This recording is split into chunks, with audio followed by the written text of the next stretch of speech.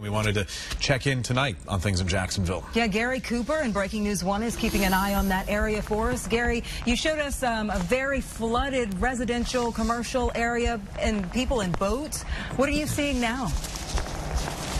Pretty much the same thing. The water just has nowhere to go but up. It's a little hard to demonstrate when there's no electricity, no power lights, but I pointed the headlights of the storm chaser here. That's a house right behind us. Then you can see the mailbox right there. You can see the water just creeping slowly and slowly and slowly into that house. Now, just off to the side right here, about 10 feet of water. 10 feet that's covering shops, gas stations, you name it. Inside that water, we've seen some snakes, but you know, in the midst of all of this, when Mother Nature is at her absolute worst, North Carolina tends to be at its best.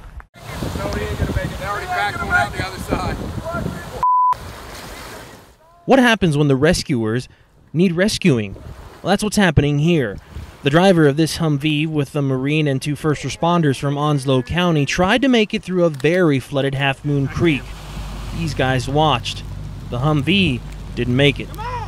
So these Good Samaritans were taking supplies from back there to the other side of the creek, of the flooded creek. When right then and there, this crew in a military Humvee decided to plow right through the water. Humvee got stuck with them in it, but thank goodness these guys were here. It would have been a much worse situation had they not been here. The crew inside the Humvee made it out. Still, they had to get their belongings. There he goes. The belongings of others in Jacksonville are not faring so well. From corporate-owned gas stations to mom-and-pop shops, the rains have left their mark on Jacksonville. That's just the nature and of Mr. the Nick beast. Like I Fioriti. said, this house, my mother and father purchased that home in 1963, had it built. And I've lived my whole life in that house right there.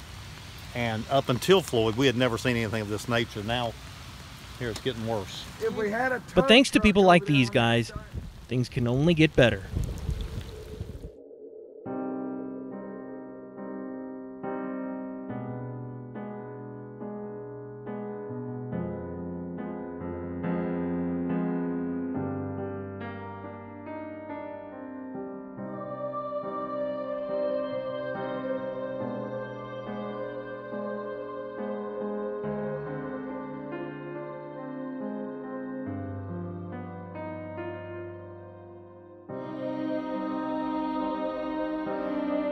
It's been used in the medical community for literally decades. Unfortunately, it's probably going to be really useful.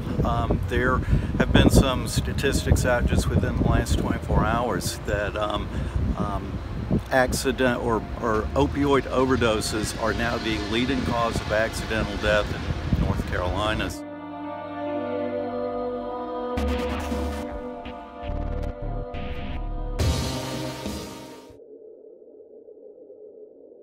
Well, most of us celebrate our birthday with cake and ice cream. We're a year younger than the 82nd Airborne Division. Not these troops. Go! See, they celebrate with a bang. All while honoring their history. Now, you don't hear much about them, but you see, these troops are the real OGs. The 37th Brigade Engineer Battalion, they were the first on the ground during that historic World War II battle on Omaha Beach. And so the Pathfinders were dropped in a few hours before the main paratroopers came in. Today, they reenacted that scenario right here on Fort Bragg.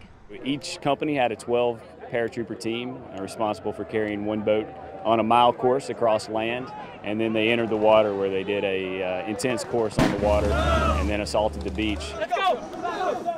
Went through several obstacles. The vets even showed the new troops how it was done back then. Now get your hand out. Yeah, there you go. And typical of the 82nd Airborne Division, everything is a competition. We did come out champs, so it was strategized the whole time. You know, we did okay on land. We started second in the water, but then that's kind of where we pulled away.